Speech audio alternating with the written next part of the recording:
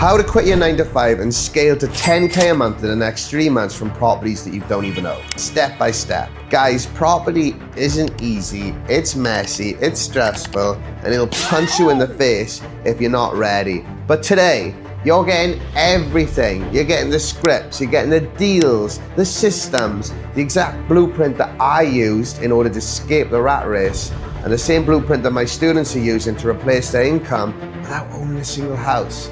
I've spent 5 years learning from some of the biggest names in UK property. I've learned all of it. And here's the truth that I've learned. Every strategy has problems. Every strategy has risks. But rent to rent is the fastest path for beginners. And people aren't paying you for property, they're paying you for results, for guaranteed rent, for stress-free management, for solutions. You were a problem solver. And this right here is one of the most important lessons I could ever teach you. I used to earn £10 an hour working in a call center. You may have seen me. And now I bet my money on this system because I've watched it change lives hundreds of times. The only question is, are you willing to do what most people won't? Are you willing to go all in? If you are, if this sounds like you and you're an action taker, then let's begin.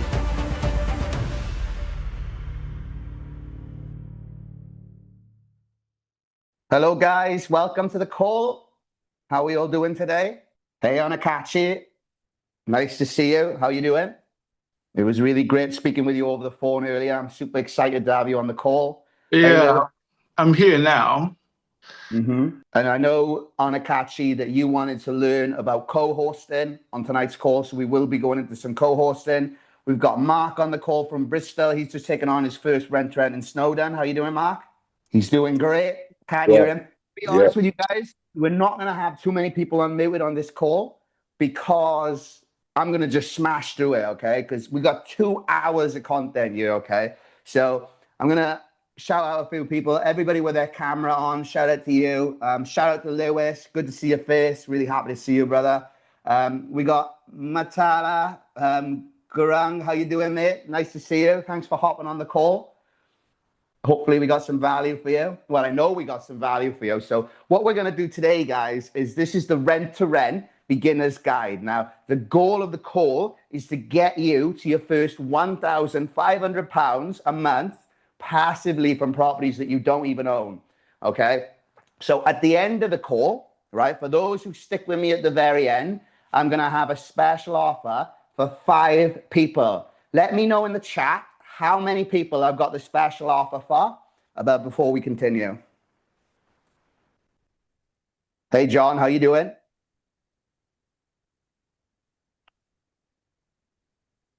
Now, I can't see the chat. Oh, here we go.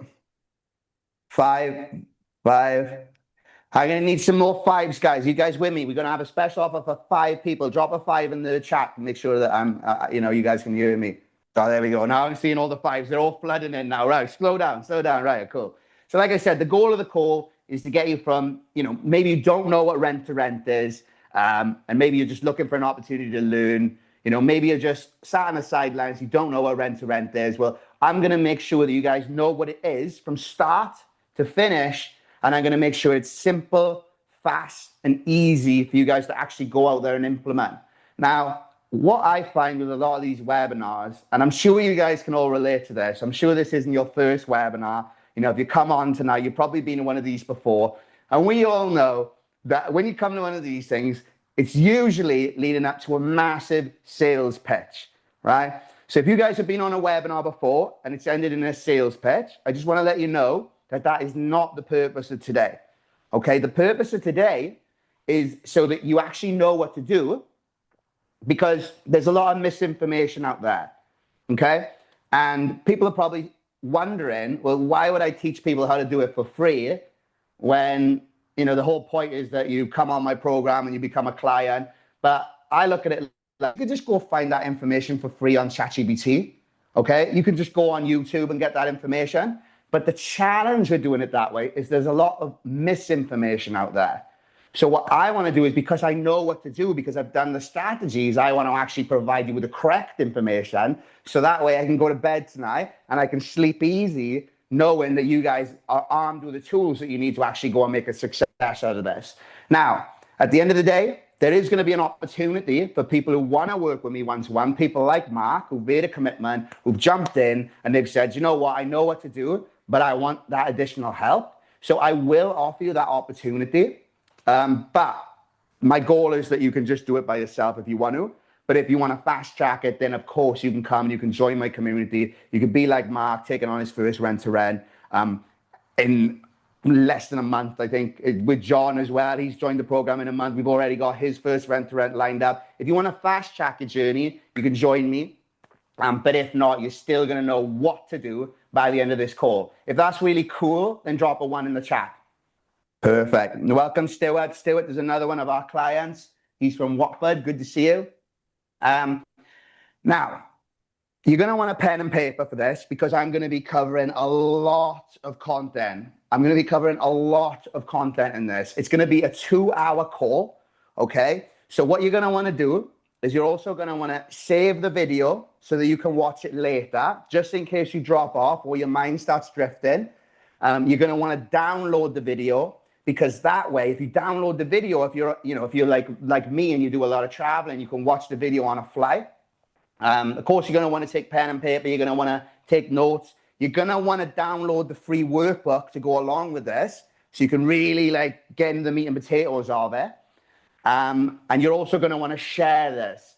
So, Jonathan, if you can drop the link to the call into the chat, we can get people to share it. And if you guys, aren't able to share it tonight, then you'll get the full video that you can watch later and you can share it. The thing is, nobody really wants to hear from you like you're the teacher, but people love getting free advice, especially from their friends. But you don't want to come across like, oh, I'm going to teach you, rah, rah, rah. What you want to do is you want to show them the video, let me teach them, and then you'll get the props for it. You know what I mean? So you'll be providing the value. But a lot of you don't know who I am. So I would like to introduce myself. My name's Corey. Sometimes I go under the name The Welsh Investor. And I'm a property millionaire, okay? And I have a rent-to-rent portfolio that generates me over £10,000 a month, which is pretty cool, right? Now, it wasn't always like this. I actually used to be homeless. At one point, I didn't even have my own house. I didn't have a roof over my head, let alone a portfolio like I do now. It was pretty shit. I'm not going to lie. I was just like you. I attended a lot of these free webinars and things. I was looking for answers. To be fair, I just wasn't getting anywhere. I was struggling. I got a sales job and I started hustling and I started saving up a little bit of money. I worked my way up the ranks. I got to the point where I was making £1,000 a week and I used that to save and save and save until it was at the point where I got my first mentor, and that's when everything changed. So I learned the skills of rent to rent, which means renting the property, okay, controlling it without ownership, which means you can put a small deposit in and you can get your money back very quickly. And once that money's back, you can then put it into another and another and another. And before you know it, you're getting money coming in from multiple different properties. And what's really cool about that is once you've got all your money back, these rent-to-rents are paying you anywhere from £1,000 to £2,000 a month. So if you imagine you've got 5 rent-to-rents, right, and they're paying you £1,000 a month to be realistic, okay? That means you've got £5,000, guys, coming into your bank account every month. Imagine looking at your phone and you see £5,000 is coming into your bank account. Can we move everybody, please? £5,000 is coming into your bank account. You see that money come in. And you've got people telling you wow, how they're asking you, how are you doing that? And they're telling you, congratulations. How is that going to make you feel? It will make you feel pretty good, right? So the purpose of me being here today is because I learned from a mentor and now I want to teach you guys how to do the same thing I did. But for a lot of you, we don't know what rent to rent is yet. So we've got to start from basics. Okay, so we got to start from the basics. So maybe you're wondering what rent-to-rent is. I'm going to show you. I'm going to make it simple. And you're in the right room with the right people. So without further ado, if you're excited, drop a 1 in the chat and we'll get rolling with the slides. We got some 1s. Perfect. So this is the Airbnb and rent-to-rent masterclass. So you're going to discover how to replace your 9-to-5 income through property without owning it. And this masterclass is going to equip you with the exact framework that's helped multiple aspiring investors and entrepreneurs build sustainable, location-independent income streams. So what we want to do, guys, is we want to eliminate distractions. So you want to turn off your phone or put it into silent mode. Like I said previously, you're going to want to grab a pen, you're going to want to grab a notebook, and you're going to want to take notes. And by the way, for everybody that stays to the end, there's going to be that opportunity for 5 people who really want to take this to the next level. And it's going to be something that I've never done before. So, you know, if you're eager for that, then make sure you stay around to the end where you'll get exclusive access to that offer, which would be pretty cool. So today's objective, replace your 9-to-5 income through property, build wealth without owning the property, and execute a step-by-step strategy this week, not next month, right? The best time to start was yesterday, but the second best time to start is today. So I don't want you guys walking away from this call feeling like the only reason why you can't get started is because you don't lack knowledge, because we're going to give you all that today on this call. Why should you listen to us? I mean, me, typo error. Well, again, my name's Corey. I'm from Wales. I refuse to accept that wealth was only for the privileged. I started in around about 2021. I had no property experience. I had limited cash flow, but I built a portfolio that generates over £10,000 a month. I also own properties, and I do rent to rent on the properties that I own now, but that's another conversation for another Zoom. My mission and value is to create wealth, to prove that your postcode doesn't determine your potential. You know, I'm from Swansea. I grew up on a council estate. If I can do it, then you guys can do it too. I'm not actually that good at maths. So if I do make mistakes tonight, I want you guys to point it out, because sometimes I'm only human. I make mistakes in maths. And that's why we've got a little thing on our phone, which is pretty cool. I want to share with you. It's called a calculator. So I use this a lot because I'm really, really bad at maths. Okay, so if I can do it, you guys can do it too. And I'm helping other people like Mark, like Tom and Will, 17 years old and 19 years old. I'm helping them find the same freedom through property that I've managed to achieve by prioritizing systems over hustle culture. Because I know a lot of people, and I know you guys know people like this too, who work really hard, but they don't get the results. They work really hard, but they don't work really smart. So we want to get you guys working smarter, not harder. If that sounds good, drop a 1 in the chat. Now, my portfolio is worth, well, it's worth way more than that. I don't know who put this together. My portfolio is worth £1 million. My rent-to-rent portfolio is worth 100K. Maybe I haven't actually done the numbers on that. We'll have to look at that. I've got properties all across the UK, and I've got in all markets and whatnot. We've got real prop people with extraordinary results. So we got Tom and Will. They made their first £3,000 per month from 2 properties that they don't own. One is in Swansea and one is in Cardiff. And they were able to do that within 3 months of working together, which is pretty cool. What they were then doing is they were packaging and selling deals for £3,000 a piece. For all you guys that don't know, if you guys learn the skills, or when you learn the skills to do rent to rent, just because you don't have much money, it doesn't mean that you can't find really good deals and then sell them to people who've got a lot of money but don't necessarily have the skills that you guys are going to get, and you can make a profit. So a rent-to-rent deal typically costs £3,000. If it's fully furnished, you know, it's going to cost you around about £6,000, and that's a really good deal, because typically a rent-to-rent deal, you'll make your money back in 6 months if it's a good deal, and we're going to get into that later. Rin, he was a portfolio, I think he's a portfolio landlord, yeah. He was just doing buy-to-let, and he realized that he was putting a lot of money into the deals, but his return on investment was super low. So any landlords on the call today, if you could drop it in the chat and let me know. But I'm a landlord, and I can tell you that the amount of money that I make from the properties that I own is way less than the properties that I don't own. Imagine that. Imagine making more money from properties that you don't own than the properties that you do own. That's crazy. Lewis is a landlord. Lewis, let me know. I'm going to put the spotlight on you a second. You know, I don't know how many properties you own, but let everybody know in the chat what is one of the amounts that you receive from your property in terms of your rent minus your bills, your mortgage, your maintenance, and your management.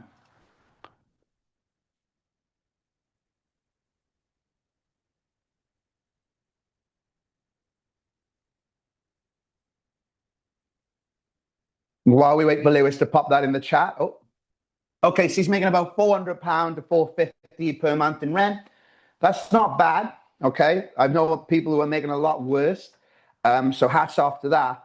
But Lewis, I don't know how much your property costs, and you can probably put it into the chat. I could probably run some quick maths for you guys now.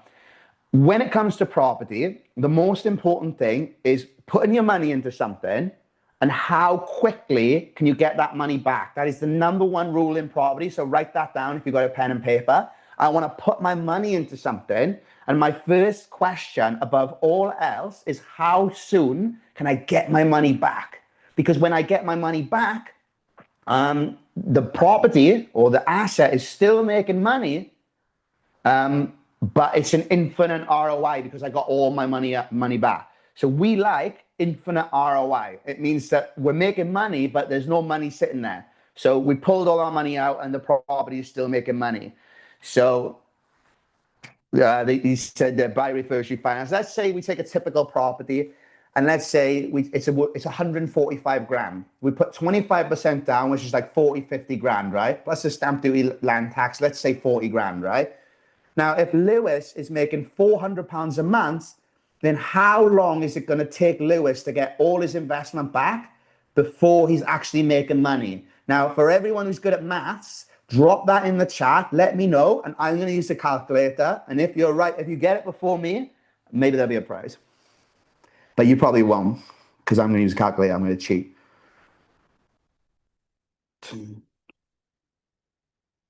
Okay, I've already done it. It's going to, and let me know if I'm wrong. It's going to take Lewis 10 years in order to get all his money back from that property. If I'm wrong, then let me know in the chat, but I'm looking at 10 years, right? Whereas for me, you know, if I got a rent-to-rent property, I'm only putting in like, I don't know, like £6,000, £7,000. But if the property is making £1,500 a month, that means that I'm going to get my money back in 6 months. And what that means is the 8K that I put into the property, it's now back into my bank, and I can use it and I can take on another rent to rent. Meanwhile, that rent to rent that's paid off is still paying me £1,500, £2,000 every single month. If that's pretty cool, then let me know in the chat. Drop the word cool. Now, I tell you who else has done really well. It's Karina. She's a full-time mum. She's got her first rent to rent deal with me and the Mumbles with less than 6 weeks of working with me. Again, she's a working mum. She needed that flexibility to be present for her children. So she's just picked up the keys to a rent-to-rent in Mumbles. So this is proven strategies that my clients are implementing every day. And now it's your turn. So if you're excited, let me know in the chat. Thanks, Stuart. We got Stuart dropping in a call. By the way, I love Stuart. Stuart is actually one of our original members. I met Stuart at the Trade Mastermind, which is run by Joseph Valente. And Stuart is an absolute champion. He's on every single call. We do a call 3 times a week, every single week. And I don't think Stuart has missed one. I think he's probably the only guy who showed up at every single talk call. And I love working with Stuart. He's an absolute champion. So let's set some real expectations before going in, because you know I love to big everything up and I get all excited, but I want to be real with you. Okay, this is not a get-rich-quick scheme. This is not a get-rich-quick scheme. Anyone promising you instant wealth, okay, is lying to you. This is about building sustainable income through businesses and taking the focused work. And this is typically going to take you anywhere from 3 to 6 months to see results if you're good. If you go off and try and do this yourself, you are not going to get your money back in 6 months. I highly doubt it, because in order to do that, you need to know your numbers. You need to, know your numbers. You need to make sure that you're marketing the property correctly. You are going to make mistakes along the way if you go and do this yourself. It's part of the process. But if you can do it in 3 to 6 months, then you're a champion. Like, that is the bar that I set for my students. Anything you put in, we want it back out in 6 months. So that's really cool, right? And then we're here for the people who are ready to put in a consistent effort over the long term, not just someone who's going to take on one rent to rent and then call it a day and get somebody to come and manage it and just be lazy. We want to be on it with our first one, so that we can learn the skills, so we can replicate it, and we can get 5 rent to rents paying us a minimum of £5,000 a month, so we can quit our job and achieve financial freedom. But until that point, I do not want anyone going off this call and quitting their job, okay? I don't want you to leave your job. This is something that you're going to do on the side, and I can teach you how to do this in a way where you don't actually physically have to be at the property. I know Mark, has got some trouble with walking at the minute, so he can't actually physically be at the property, which is why he's got somebody else managing it. There are ways to manage your rent-to-rent portfolio without being there, but don't quit your job. You keep your job, and I want you to be able to take consistent action because that compounds quickly. So small daily actions, that creates exponential results. What we want to do is we want to show up every day. We want to do the little things, and the little things build up over time. And all of a sudden, we've got this big, huge result. And people are like, where did that come from? But it didn't come overnight. It came from showing up every day, being consistent. It's like going to the gym, right? I didn't look like this overnight. I had to go to the gym again and again and again and again. And like going to the gym for an hour for me isn't a big deal. But if I try to go for 3-4 hours, I burn out really quick. So I want you guys to take small steps, but I want you to start taking action tonight, not tomorrow. Let's see if we can get this to.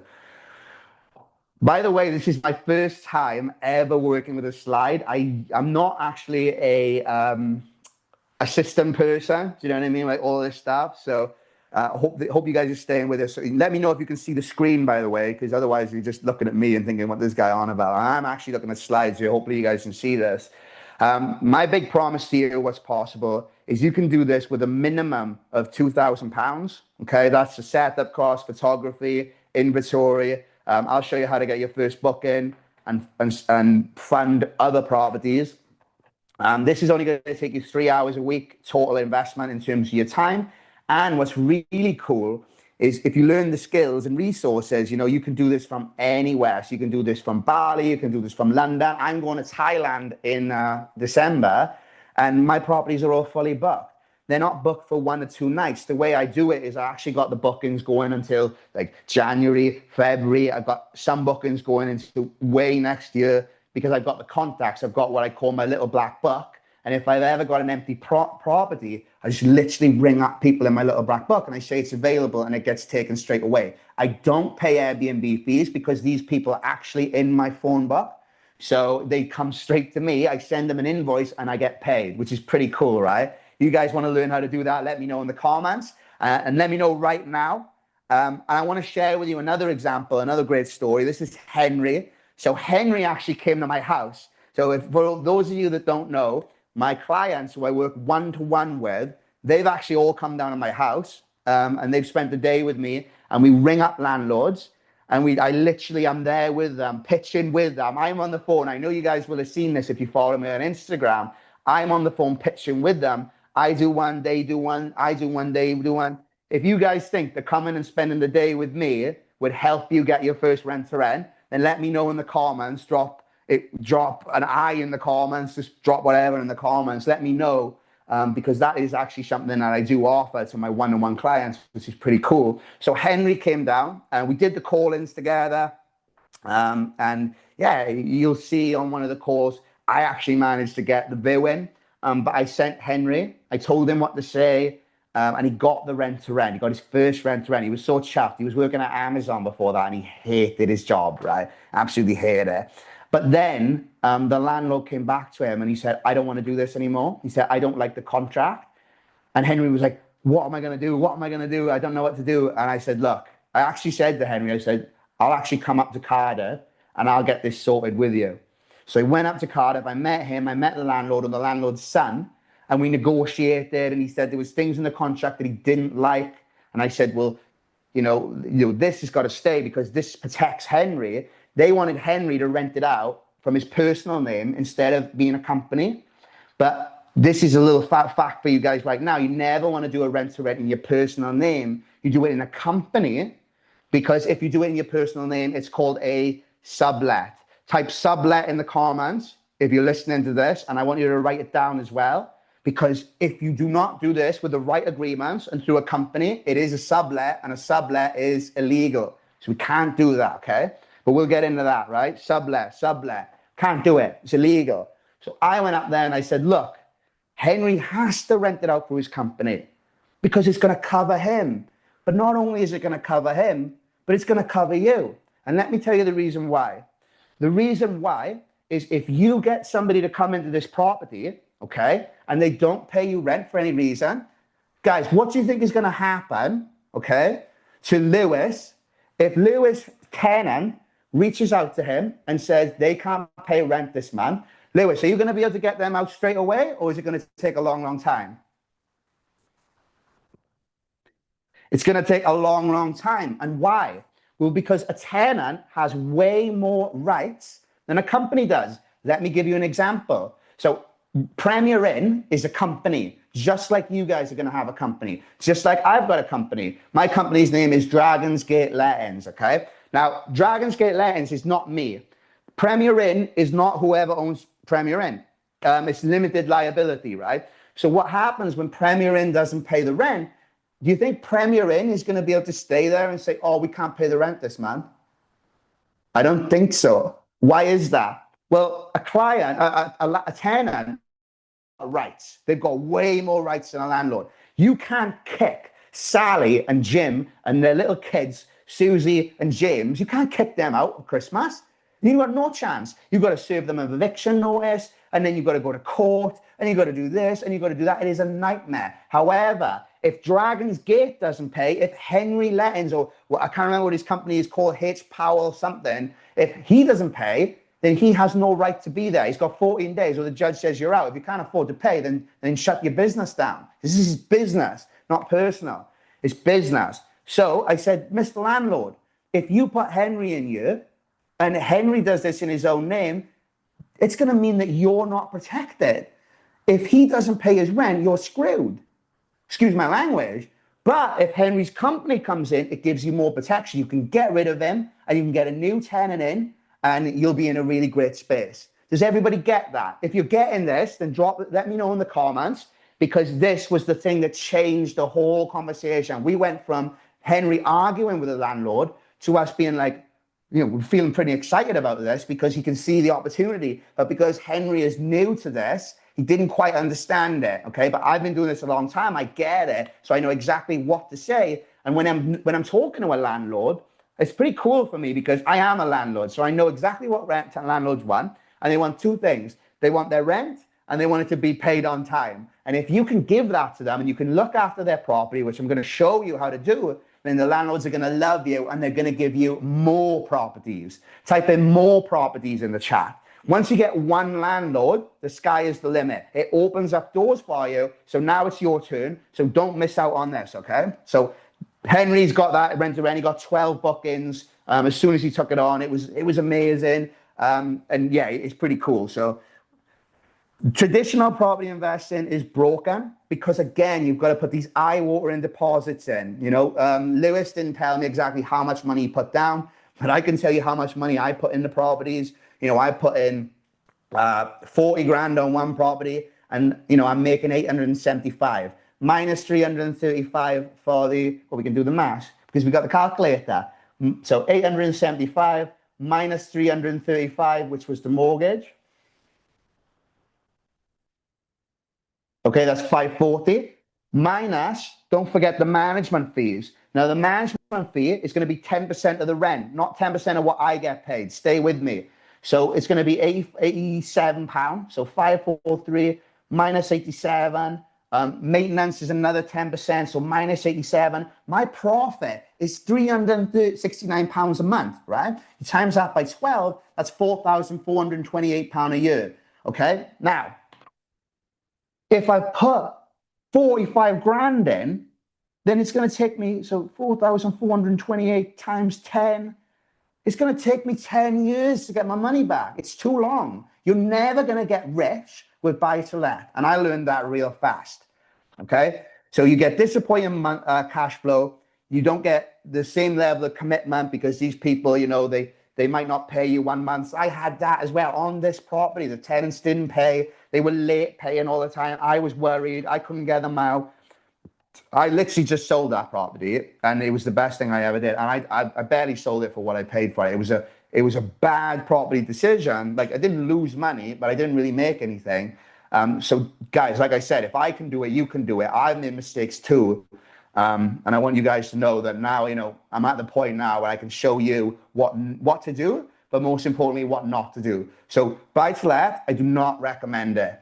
And you can put me on wax saying that. This call is recorded. I do not really do buy to let anymore. I do BRR, I do rent to rent, and I source deals. Now, rent to rent is the path to wealth because you're profiting from a property without even owning it. It's low risk and it's fast to launch, and you can replace your income quite easily within 1 year. Some people are earning £3,000 a month. Well, realistically, one rent to rent deal, by the way, if you had 2 rent to rent deals, that is £3,000 a month. So it's like you only need 2 rent to rent deals. And like I said, Tom and Will got their first rent to rent deal within 2 weeks of working with me. And within 3 months, they've got 2 rent to rent deals. I know that Will just quit his job. He's 19 years old and he's quit his job. Now, if you'd like to quit your job, then, this is the way to do it, So I hope you're excited for this. So I actually spoke with somebody on the phone earlier about this, which is co-hosting.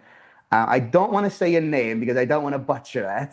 But hopefully it's the Onikachi. Yeah. Dr. Onikachi as well, by the way, guys. Put some respect on it. He wanted to know about co-hosting. Now, what is co-hosting? Well, co-hosting is kind of like rent to rent, but you partner with a landlord who owns the property, but they lack the skills, the desire, and they lack the time as well to manage these short-term rentals. So you handle everything. You take care of the listing, you take care of the cleaning, and in exchange, you typically get anywhere from 10 to 30% of the bookings revenue. So when you do this, you're almost like, let's say this is the landlord. It's pretty cool. And this is you. You're partnering with the landlord, and you're basically making a little bit of a percentage like an estate agent does. So it's kind of like you're an estate agent.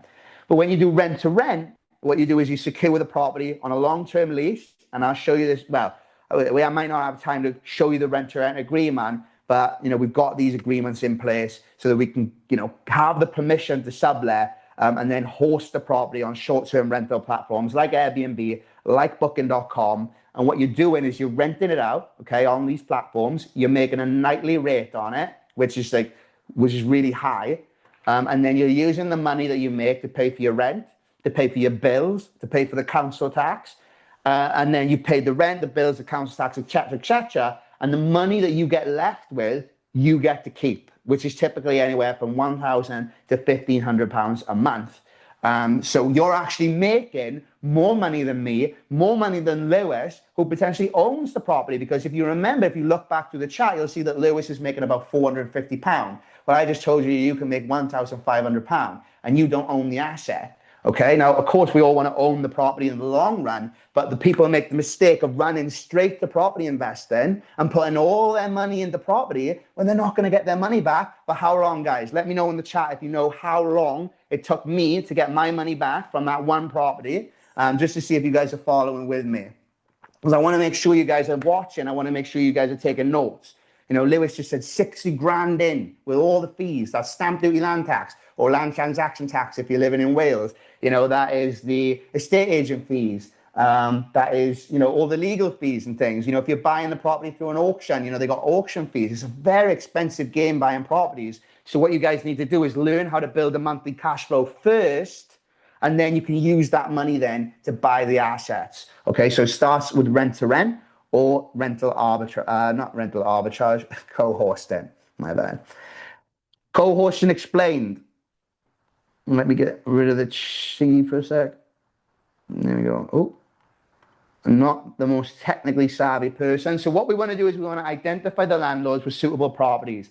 I actually had a call with a client today, and she told me, she'd never done rent to rent before, and we were talking about like she said, what landlord is gonna let me rent their property when I can make more money than them? Like, why doesn't the landlord just do it themselves? Or, how am I supposed to speak to landlords in the first place?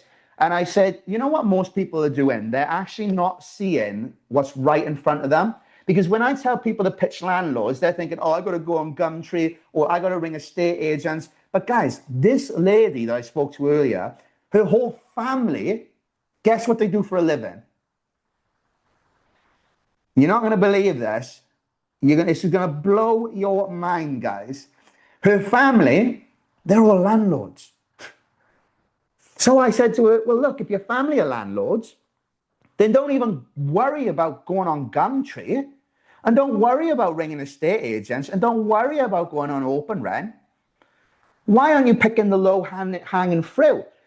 You don't even need to pitch your family, guys. You literally just say to them, hey, I know that you've got this property. I'm just wondering, how are you getting on with it? I know that it's more difficult for landlords than ever before, with all the taxes and all the new laws they're bringing in. Is the property available? Is it empty? You ask them these questions, and they may end up saying, do you know what? The property's empty and the last tenant's trashed the place. And then you just come in and you say, well, do you know what? I'm really sorry to hear that. I've actually just partnered up with Corey, the Welsh investor, and he's teaching me, I've invested a lot of money into my training, and he's teaching me how to do rent to rent. And he's providing me with systems and training, and he's going to help me. And I want to take this property from you, and I want to pay you rent every single month. I want to bring the property back up to its original standard. And my company will take care of everything. You just sit back, put your hands behind your head, relax, and let the money come in every single month. Would that be something you're interested in? If I were able to offer you something like that? And they'll say, yes, of course. We say, well, I tell you what, how about this? How about I, come round to the property, set a date, and have a look at it. And if you end up doing one-on-one coaching with me, like, I'll literally come with you to the property, and we'll do it together. We'll figure out whether it's a good deal together or not. Mark lives in Bristol. I literally drove to him as soon as he jumped on board with me, because I like spending time with certain individuals. Not everybody. I can't spend that amount of time with everyone, but there's key people in my community who I literally go above and beyond to meet and spend time with. Even if you just come to my house, like, I want to see you guys win. So yeah, she's going to approach her family now, ask if any of the properties are vacant, and we're going to go from there. We're going to see if any of the properties are available, but then we need to make sure they work, as in the numbers are good. And I'm going to teach you guys how to work out the numbers by the end of the call, which is going to be really cool. So again, identify landlords with suitable properties, present your managing services, agree on a revenue split. This is for when you're managing the property. So, let's say 10%. You'll create a professional listing. So you'll get, a camera guy to come in. You'll optimize the price and maximize the bookings and revenue. You'll manage the bookings and the guest experience, and you'll earn your percentage monthly. Now, you collect booking revenue, you deduct the agreed expenses, you take your percentage, and then you transfer the landlord's share then. So transparent reporting as well builds trust, so that you can take on additional properties. Like I said, once you do this with one property, and once you've got access to, the systems and training, you know exactly what to do, then you can, show the landlord, what you're doing. They have a good experience. They end up giving you another one. And by the way, when a landlord gives you one property, they will literally give you more properties. I ended up taking on a rent-to-rent in Watford. It was a 1-bedroom apartment. And because it was going so well, he gave me the entire block. So I took on every single apartment in that block, guys. If that'd be pretty cool, let me know. Each apartment was making £1,000 a month. So you can only imagine how much I was earning. I've talked about it a lot of times. I speak about it often. So I'll get you guys figure that amount out. Why landlords are eager, thanks Stuart, to say yes to co-hosting? Well, it's a really great question. It gives you dramatically more money. Long-term rent for a 2-bed flat in Manchester, for example, is £1,500. The same property will rent out for £3,150 a month on Airbnb and Booking.com. And even after giving your 20%, getting your 24%, the landlord still makes £2,520, which is 70% more income with zero extra work. And don't forget, you're managing the property. So the landlord's not even paying a management fee, which is typically 10%. If you guys are following, drop 10% in the comments, okay? So there's no 10% because you're managing the property. And it's a hands-off experience for them. A lot of these landlords, they're rich, they've got money, they've made their money, not in property usually, but through other avenues, and they just invested their money in property, okay? So they just bought a few properties, and they don't want to deal with broken boilers, they don't want to deal with late rent, and they certainly don't want to deal with property disputes. Okay, so you handling everything, guys, I want you to realize that your time, the time that you have right now, is way more valuable to some people than money. I know a lot of you guys think that money is the most important thing in the world, but really, guys, it's the value that you can bring. If you bring value to these landlords, then the money will come as a result of that. And I'm going to show you how to do that simply, quickly, and easily. But super rich people, they might feel like they don't have the time to come onto a webinar like this and learn. They don't want to learn how to do rent to rent because they're doing something else. Maybe they've made all their money and they're retired. They just want an easy life. And if you guys don't take an opportunity to jump on board and work with these landlords, then you're literally missing out. So what are you waiting for? This is your turn to do it.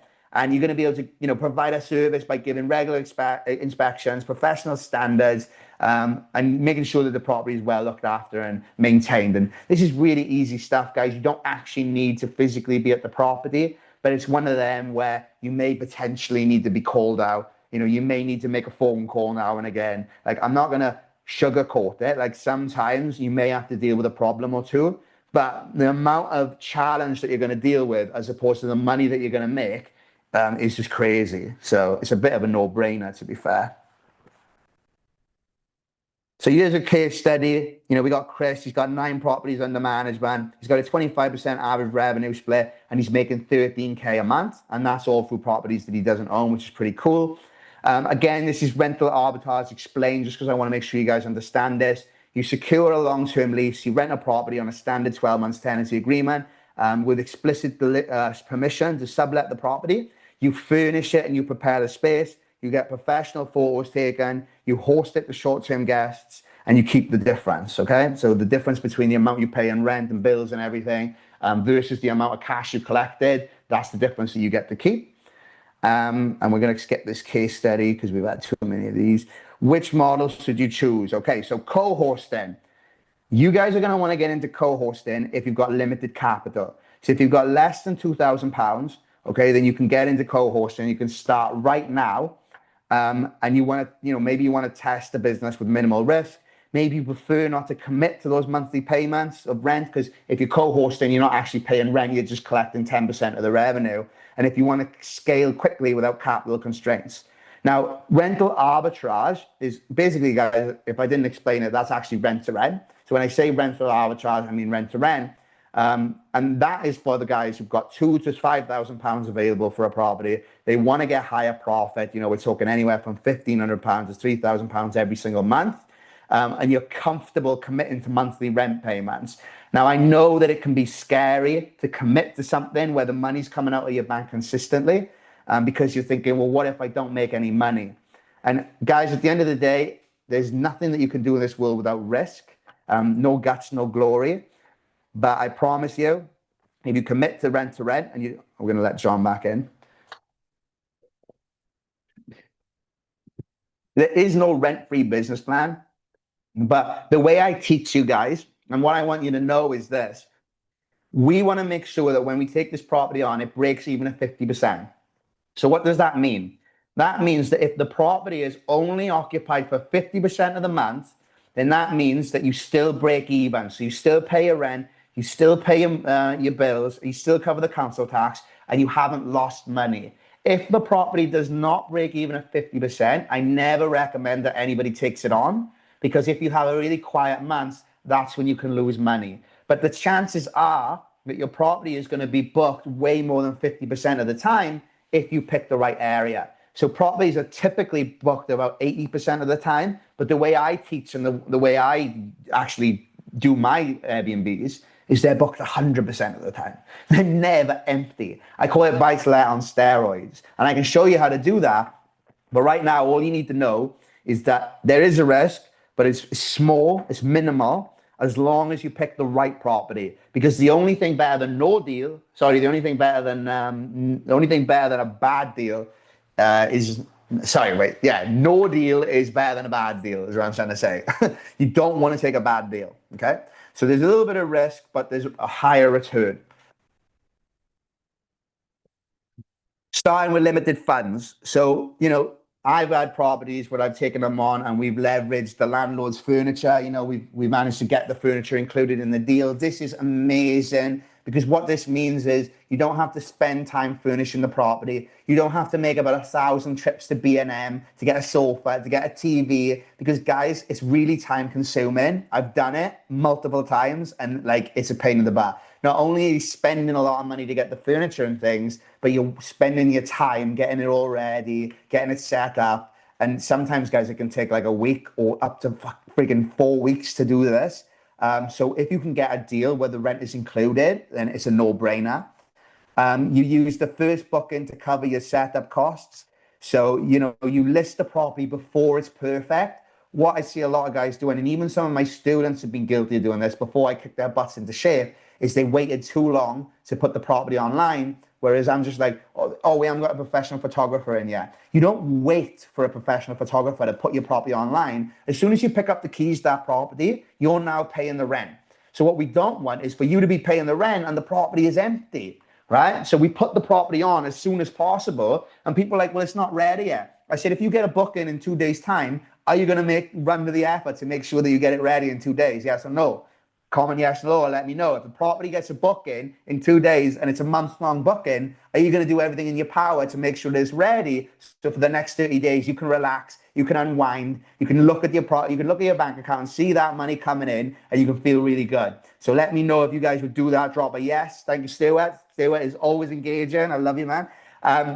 You can also use credit. You know what I mean? If you don't have any money, you can use credit for these things. You can, take out a credit card in order to buy furniture and things. It's pretty cool. I personally didn't do this, but you can. Jack Newgum is waiting. There you go. The global short-term rental opportunity, we got 6.6 million active Airbnb listings worldwide. That is an estimated market value of 65 billion. And it's still early days for adopters, which means you haven't missed out on your opportunity yet. It's still an opportunity for you to get involved, but it's not getting any easier, because the more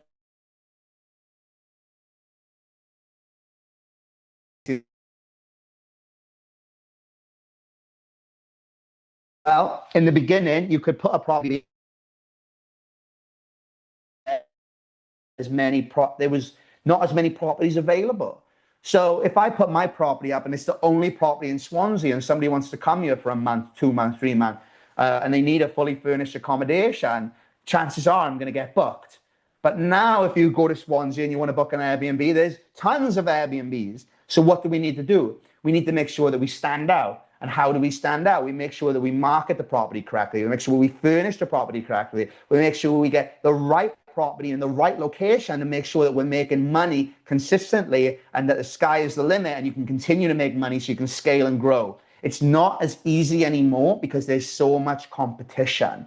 People realize how lucrative this industry is. And I know you guys know this because you've been on the call for this amount of time. You're learning, but now is the time to take action before it gets even harder. But the window of opportunity is still there. Do not let this opportunity pass you by, because this is when you are going to make money. And the early adopters are always going to be the ones who take action right now. And by the way, the gap is closing. It's getting harder and harder. Get in now before, the opportunity is gone. Finding profitable markets. So the research framework, you want to find places where there's year-round demand, okay? So we don't want to just pick a place because it's good in the summer and then it's dead in the winter. Like, we call that seasonal. And it's kind of like, it will work because the amount of money you're going to make in the summer season is like, it's going to be so much that you can sort of, it's not so bad if we have a few dry months in the winter. But what we want is we want a property that's going to work all year round. And I can show you how to find properties like that. You want to make sure that the property has access to transport. So if there's a train station by, that's really great. Now, here's a reason why my properties in Watford worked really well. The block of apartments I told you about, they were very close to Watford Junction. Now, if I'm living in Watford and I'm close to Watford Junction, that means that I can get the train into London and I can be there in like 30 minutes. And a lot of people are commuting to London every day. So I had people from Canada coming over, and I had people from Australia coming over. And what they wanted was a cheap, well, I say cheap, it wasn't cheap, but what they want is an affordable, nice accommodation so they can stay and do business, and they can travel into London every single day. And they can be there and they don't have to pay those high London prices. So Watford is such a good area. but so is Cardiff. If you can be in Cardiff and you can be near the train station in the city centre, it is one of the best places for Airbnb. Same, Port Talbot is a really great place for Airbnb because they're doing so much work there at the minute. There's multiple different things that make a property good and a location good. And you have to know your area. I can't just go to a random area and then tell you whether the property's good. I've got to have a look at Google Maps. I've got to see what's close by. And if there's a train station there, if there's access to the M4, the M5, depending on where you are in the country, if there is a city centre nearby, if there's hospitals, we've got Cameron, who is one of my clients. He's got a rent-to-rent in Morriston. If you guys know where Morriston is, drop the M in the chat. And he's just, the way I've told him to market it is towards nurses and doctors, because nurses are coming in and they want somewhere to stay that's fully furnished.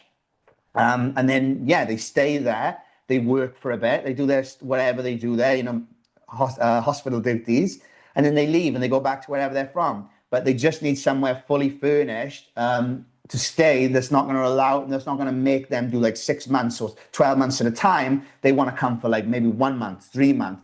And Cameron can't get enough bookings. He can't, there's not enough space in the property for all the nurses that are coming in.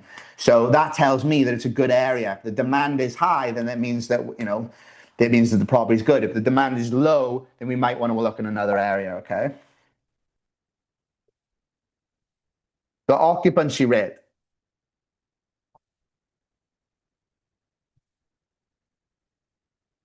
So we want to look at the percentage of nights booked monthly. Now we're targeting for 60 to 80% consistent bookings, okay? Anything under 50%, we want to stay away from it. The average daily rate, so that's the average daily rate, that's how much guests pay every day. But let me give you guys a little tip. I want to make this easy for you, okay? So how about we actually get on we can do a little experiment. We'll see if this works. We're going to use a little mini whiteboard just because it's there. If I see a property, okay, and the rent on the property is £1,500, and then the nightly rate is 10% of £1,500. Can somebody in the chat let me know what 10% of £1,500 is?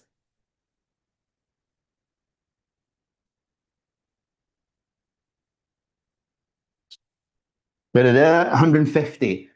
Good. Now you got to see you guys are awake. Now, if it's £150, okay. Well, my calculator just died. But somebody let me know in the chat what 150 times 15 is. Because that's half the month. I really need your participation now, guys, because the phone's died. £2,250. That's amazing. So, guys, listen, I'm bad at maths, so I may get the numbers wrong. And if I get the numbers wrong, let me know. £1,500 plus £400, that's £2,000. Okay, so that's £2,000, but you're making £2,250. So that means that you're making £250 profit at 50%. If that makes sense, let me know in the chat. So I know if you want to write this down, by the way, because this is important. If you find a property that's £1,500 and an average nightly rate is £150, then that means that the property is a winner, because 10% of the monthly rent is that, and then that just means it's going to be a good deal. So if you can get it the nightly rate for 10% of the monthly rent, then it's a good deal. Okay, so that's a really quick way to work out your numbers, so you can fast track your success. Okay, so how are we going to find out what the occupancy rate of an Airbnb is? Well, we can go on sites like AirDNA, we can put in your town, we can filter by the occupancy and the revenue potential, and we can look at the top 5 to 10 markets worth investigating. I always recommend, guys, that you start in your hometown, or if you're from Wales, you can really start anywhere because the place is so small. But like, so for example, like some people, they live in Merthyr Tydfil, rent to rent's not really going to work for Merthyr Tydfil. So you might want to venture out to places like Cardiff and Port Talbot and Porthcawl and things like that. I live in Swansea. It's not the best, but it is a city centre. So it does make it like a bit easier. And then once you actually know what you're doing, then you can be like me, where you have properties all over the UK. Like I said, I got that apartment block in Watford that I run without even being there, which is pretty cool. And yeah, if you guys are getting this, then let me know. But I want you guys to know that you can find these properties on open rent. You can find these properties on Gumtree. And I'll teach you how to do that at some point. Maybe, I don't know if we got time for that in this call, but what you want to do is you want to go on Gumtree, you want to search your area. And what I do is I only tick private. So I don't really look for properties that are on open rent and things, or where I can't ring the landlord directly. If I want to ring an estate agent, I'll ring an estate agent. But on Gumtree, I'm only really looking at private listings, and I only want to deal with properties. And you guys can do this tonight, by the way. You can find these listings with private landlords, and some of them will have their number on there. And all I want you guys to do is just ring the landlord up, ask a few questions, and then get a viewing on it and make sure they know it's a company let. And that's how you're going to secure your first rent to rent. That's how you're going to get a foot in the door. You don't sell the landlord the idea of a rent to rent over the phone. You literally just sell a viewing, and then you can meet them and you can do it in person. It's much better. So we've got a little bit of an analysis over here. This property is a 3-bedroom flat near Oxford Station. The monthly rent on it is £1,800, based on Airbnb data for similar properties in that neighbourhood. The average nightly rate for that property is £145, so it's not quite 10% of the monthly rent, which is fine. It doesn't need to be 10%. The expected occupancy rate is 70%, which is 21 nights of the month that are booked. The gross monthly revenue, which means the total amount, is £3,045. And the operating costs are the rent, the utilities, the cleaning, all the Airbnb fees. They come to £2,400.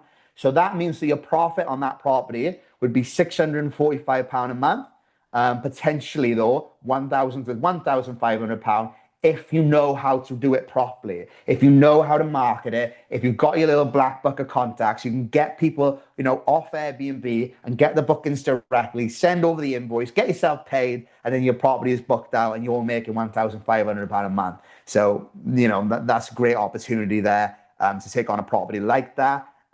So you don't want to let opportunities like that one pass you by. If you see that property, it's a good deal. But of course, we have to investigate a little bit further. And that's when we ring up the landlord and we have that conversation, see if they're open to a company let. We go in there, we give them a ton of value, we take that one on. And then before you know it, he's got 3 more properties that we can take on. We're making £5,000 a month. The sky is the limit, and we're saving up and we're investing in properties, which is pretty cool. The biggest property analysis mistakes. So the biggest mistake, and I'm guilty of this because I'm a massive action taker, okay? Back in the day, I would just see a good deal and I would just go for it based off the fact that I knew it was a good deal. But what we really want to do is, we want to analyze, we want to make sure that, we're not just looking at it and going, oh, it's a nice area, so it's definitely going to work. No, we need to actually go in and we need to do the numbers. And I've got a spreadsheet for this. And we need to make sure that we're dotting our I's and crossing our T's. And if you're working with me and you get the opportunity to spend time with me, I can run through the deal with you like I do with Mark, like I do with all my clients, like I do with Tom and Will and everything, and make sure that the deal is a good deal before it gets sold or before it gets taken on by you. You don't want to ignore the hidden costs. Don't forget about these cleaning fees. Cleaning fees, you could pay up to £100 for a 1 bed in Watford I'm paying. Or I think it was £80 actually. I rarely get it clean because it's booked out so often. But you've got the platform fees. Airbnb actually takes 15% now. It used to be less. That's why we try and get them off the platform so we can make as much money as possible. Don't forget, you got to have supplies, your shampoo, your conditioner. You got to have teas and coffees. I like to have the little Biscoff biscuits as well. You put some Biscoff biscuits on the bed. Definitely going to get yourself a 5-star review doing that. And mistake number 3 is misreading seasonality. A property earning £3,000 monthly in the summer for £400 in the winter, that averages at about £1,700. So if you calculate a profitability based on summer numbers, you're in for a painful surprise when the occupancy dips. So always analyze full year data, not just peak season snapshots, okay? You want to de-risk every deal with expert reviews, weekly deal clinics. Every Monday I do, live calls, PIU calls, where the students are presenting properties they're looking at, and I go through the numbers with all my clients. You've probably seen it on my Instagram with my social media guy. He'll take clips of it, and you'll see me like with camera and saying, yes, this is a good deal, or no, this is a bad deal. I never ever want my students to take on a deal without running it through me first. And I say students, I actually prefer calling them clients. Because what I want for you guys is when you come on board with me is I want you to be professionals. Like, I don't want you to be under me forever. I want you to understand this stuff, do something slightly different and still get the same results, because I didn't just help you with it. We did it together. I held your hand, you got that confidence, and now you're doing it for yourself. So you're a client, not a student, right? You're doing your own thing and you're getting results. So I want to do this with you, and I tell my clients all the time, if you've got a deal you're taking on, especially if you've got a deal you're selling, I never want a deal to be sold in my community without me making sure it's a good deal, because I want my clients getting the best results, okay? Learn from other people's mistakes before making your own. You get coaching from me, and if you commit to a property, I'm also going to be there to help you set it up. I'm going to be there to help you furnish it. Now, when I say setting it up and furnishing it, I do not mean I'm physically going to be there putting up beds. What I do mean is that I've got a list of things that you're going to need, and I've got places that you can go, and I've got also like my contacts, all my cleaners and things like that all over the country, so I can put you in touch with good people, and then I can show you how to market it in a way where you're getting these long-term bookings and getting the numbers off Airbnb, so you can start getting the bookings directly. And that's all through scripts and templates and things like that I have in my community, which is pretty cool. Getting landlords to say yes. You need to be interested in other people in order to be interested. Now, what does this mean? Well, I used to think that if I was just really cool and really impressive and I'd done a lot of cool things and I'd won a lot of awards and things, that people would just automatically like me. How many of you guys know somebody who's really popular, who's winning awards, they're driving around a Ferrari, they've got nice bright white teeth from Turkey, and everyone thinks they're an asshole? Let me know in the comments. How many of you guys know somebody like that? They love themselves, and they talk about themselves all the time. It's their favorite subject. If you know someone like that, put a yes in the chat. We all know a person like this. And I know someone like this because I used to be that guy. I used to love talking about myself. Okay? But I'll tell you this now. It's fine to talk about yourself, but don't expect people to give a shit, because they really don't. And why is that? Because we all care about ourselves. Okay? We all care about us, or me, more than anybody else, right? So what does that mean? Well, if you can show someone that you're genuinely interested in them, it's such a breath of fresh air. If you just ask people about, how they're doing, have those deeper conversations, like, people will gravitate towards you because it's their opportunity to express themselves, and other people don't give them that opportunity. So when I go and I meet a landlord, I'm not just talking about me and my company and what I'm going to do for them. I'm asking them about their day. I'm asking about what their experience is as a landlord. I'm asking them what the tenants were like. I'm asking them, what do you get up to in your spare time? What do you do for fun when you're not running your property empire? I'm doing with a little bit of bubbly, and I'm a passionate guy, you know what I mean? But I want to take more interest in the person I'm speaking to. And when I'm speaking to somebody, my goal is to serve them and to give them a good experience of being around me. I ask them questions. And I tell you what, I can ask somebody all these questions and they will go away and they'll say, wow, that was the best conversationalist I ever spoke to. Like, that guy knows how to hold a conversation, but I never really spoke. I just ask questions, and the more questions you ask, the more information you get, the better you're going to be at presenting a solution. If I ask the landlord what the past tenants were like and they say they were a nightmare, am I going to have more wiggle room when I present my offer and I say about my company let agreement? I can refer back to that. I say, I know you thought that the last tenants were a hassle. Well, what it is with us is that it's not going to be a hassle, because we're going to take care of the property. We're going to make sure it's looked after, and there's not going to be a hair on the bed when a guest checks out because another guest is checking in. So you're going to get the property back in better condition than when you gave it to us. How would that make you feel, Mr. Landlord? See how I ended it with a question as well? Because I'm still, even though I'm doing my little thing, I'm still taking more interest in the landlord than me. It's not about me and my company. It's about what can I do for the landlord because I'm providing a service. Drop this in the chat. Value before money.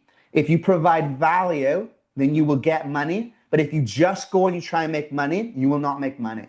You will not make money. Value comes first. And what I want to teach you guys to do is I want to make you guys value-giving gold mines.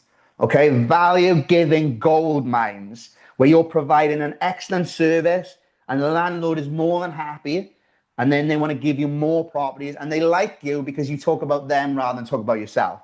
Okay, so, again, ask smart discovery questions. How long have you owned the property? What were the tenants like? What would be your ideal tenant? That's a pretty cool question. It opens the doors for them to say some pretty cool things. If I just say to you, has the property got parking? Okay, it's a fine question, but there's only a yes or no. If I say to you, what's your ideal tenant? Well, now you got to think, that's an interesting question. Nobody's asked me that before. Well, my ideal tenant would be somebody who pays the rent on time, someone who I can communicate with, and someone who keeps the property clean. Boom. Well, you're going to love working with me because I get professional cleaners in. I've got systems in place. We're going to look after the property as if it was our own because it's our business. And as far as communication, well, you're going to have direct WhatsApp access to me. And if you ever want to come and enter the property, you can just let us know with 48 hours notice. Just drop me a text on WhatsApp and we'll give you entry into the property. How does that sound? Sounds pretty good, right? Because I'm selling them on the things that they told me that they wanted, not the things that I told them that I thought that they wanted to hear. There's a big difference. And you can just mirror their ideal tenant profile. I love how I'm doing this without reading the screen because this is so much better. When I read the screen, it's just, we're going to try and we're going to use the screen, but not going to focus on it too much because it's better when it just flows. Discovery questions that unlock landlord conversations. Is this an investment property or is it your home? How long have you owned the property for? What has been your previous experience with tenants? In your ideal scenario of your ideal tenant situation, what would that look like? And if you look, I've wrote reasons why it matters to them. Is this an investment property? Investment property owners are profit focused. So you can talk about money. How long have you owned the property? Oh, I'm trying to get rid of this. It matters because long-term owners with low or paid off mortgage have more flexibility on terms. What was the previous tenants like? Well, if they've had a bad tenant before, then they're paying. There's an opportunity for you to come in and solve it. You're basically like a doctor. You're coming in and you're asking what the symptoms are so you can prescribe the right medication. That's a good analogy right there. If you could design the perfect tenant, what would that look like? That gets them thinking. It gets them out of their head. Because a lot of the times when we're speaking to people, they're in their head, they're thinking, do I trust this guy? And rent to rent, what does that mean? Well, forget rent to rent for a minute. What does your perfect tenant situation look like? That just gets you out of your head, you can, and then you can, that's cool, interesting. Listen to them, and then you can communicate, and you can sort of say, well, if that's your ideal tenant, then you're going to love working with me, and I'll tell you the reason why. Boom. They're not interrogation questions. We don't have a list of questions. So we just come in and we're like, right, okay, I've got this list of questions for you, Mr. Landlord. First question is, what was experience? You just want it to be natural and flow, like I'm doing now, just flow in and just having a nice conversation. It doesn't feel awkward. It doesn't feel weird because you're presenting them with a solution and you're the expert in your field. Remember, guys, you are the expert, not the landlord, especially when you've got access to the tools and resources that I'm going to give you. This is proven stuff. And once you get that one result, you're going to have more authority. Like Mark, he's got his first property. When he rings landlords up now, it's not like, it's my first property. You say, well, I've been doing this. I've got a property. It's working really well in Snowdon. And now we're looking to expand and take on more properties. But before I come and meet you, before we get into it, I'm going to want to come and meet you in order to see if the property is a good fit for us. When is a good time to come and view the property? Boom. And we're probably going to get into that in another slide.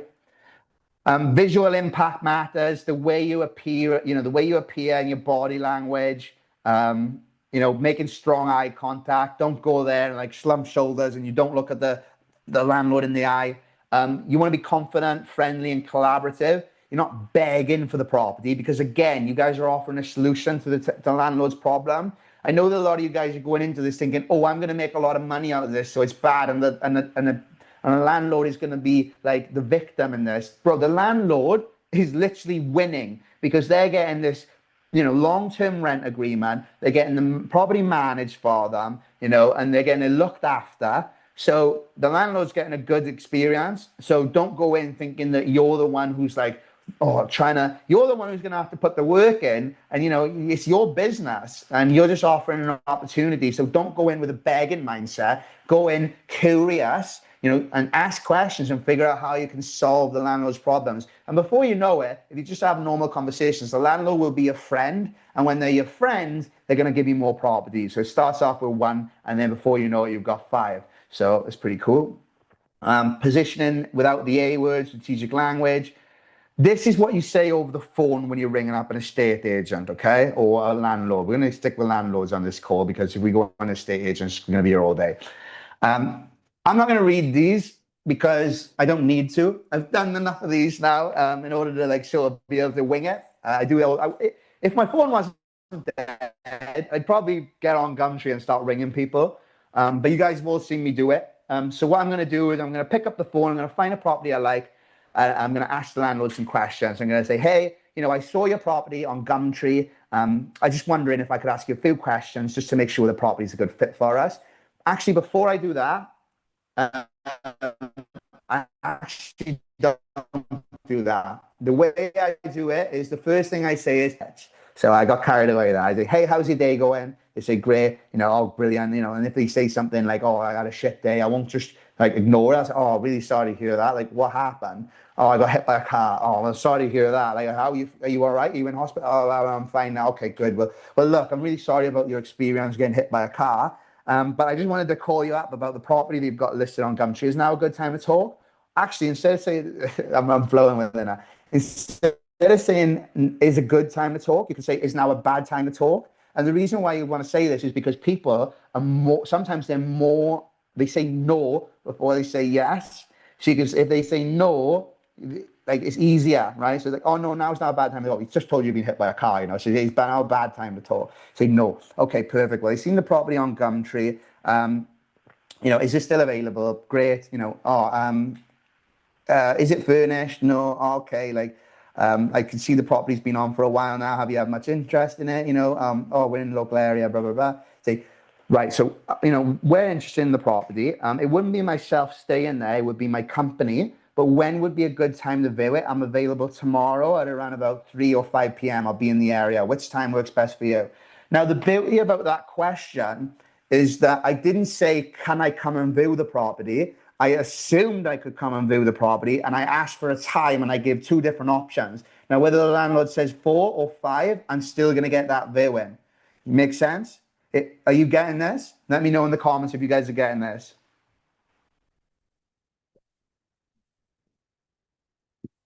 Yep. Lewis is getting it. Stuart's getting it. Now, what if the landlord comes back to me and they say, oh, what did you say about a company? We're not trying to avoid it, by the way. I don't care about saying it's a company. It's not like a big taboo word, right? So they say, oh, what did you say about it being a company? I said, yeah, so what it is, my company provides fully furnished accommodation to business professionals. What it is, we've got a few properties now in the area. If you have, if not, it's fine. What it is, we're providing accommodation for business professionals. We have some demand for properties in your area, and we've seen your one on Gumtree. We think it'd be a really great fit for us. But before we go any further, we do need to see the property. So when would be a good time to view a 4 or 5? I just loop back round and I go straight back to the viewing, right? After I will loop it over and over again until I get that viewing. And then where people go wrong is they will say, the landlord will say, how long has your company been going, right? This is a common one. Oh, it's a new company.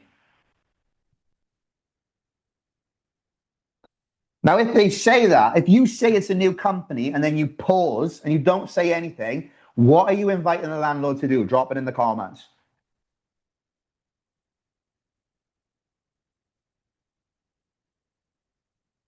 You're inviting the landlord to object and to ask you a question.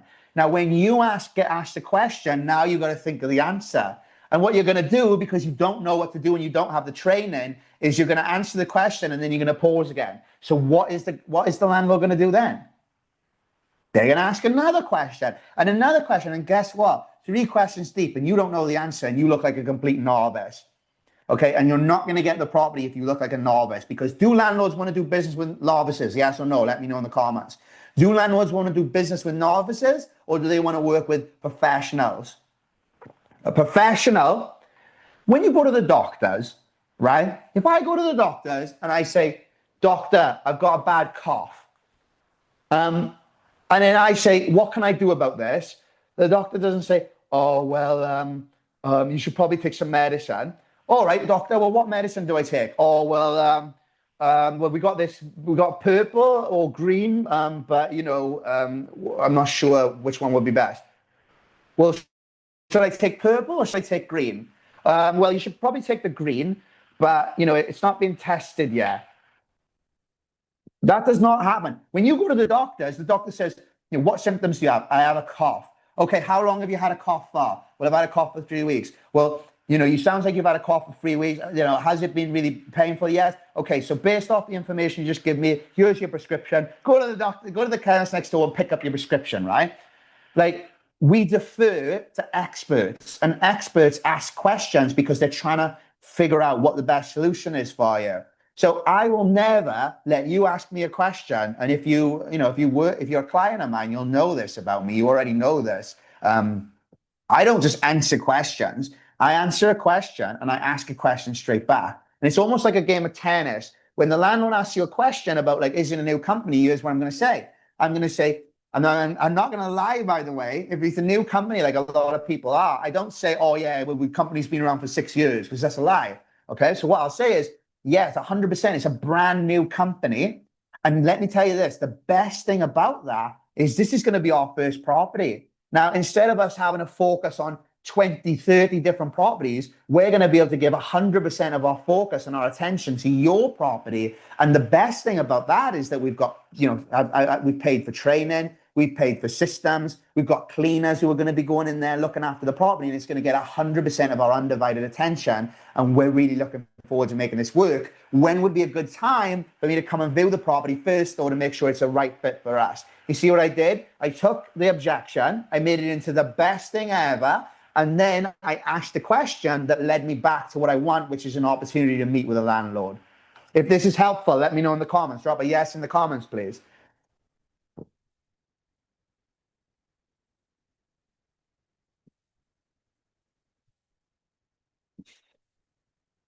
Here's your co-hosting script.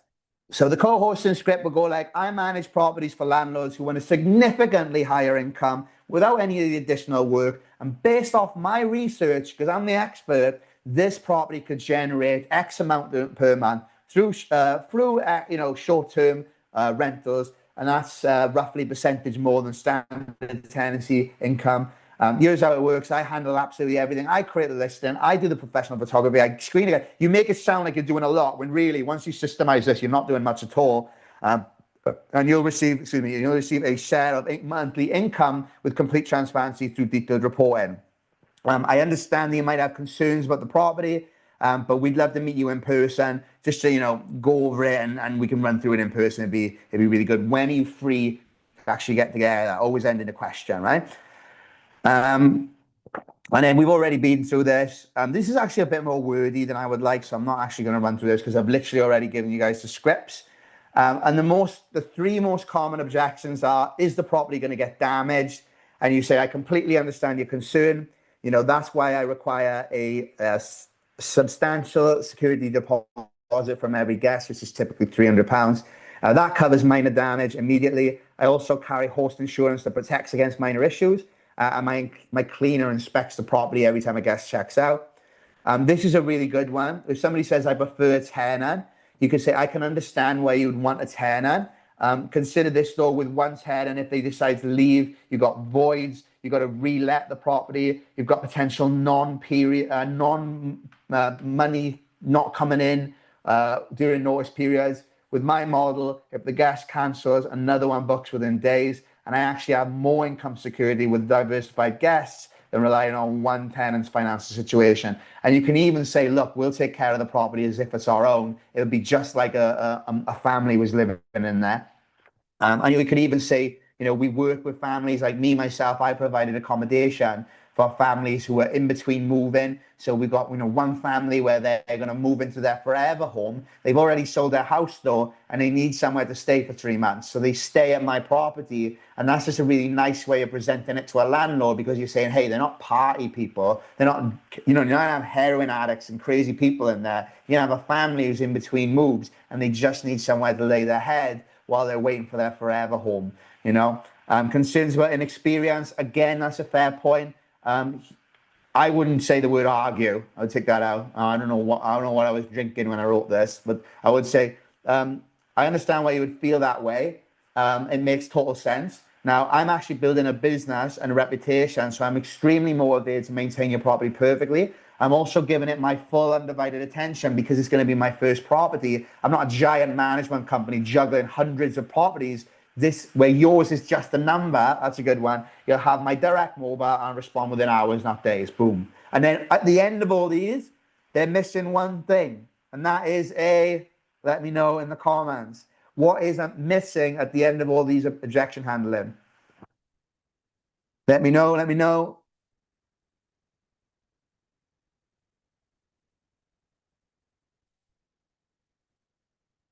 Questions. We're missing questions. So always have a question at the end of every objection handling, okay?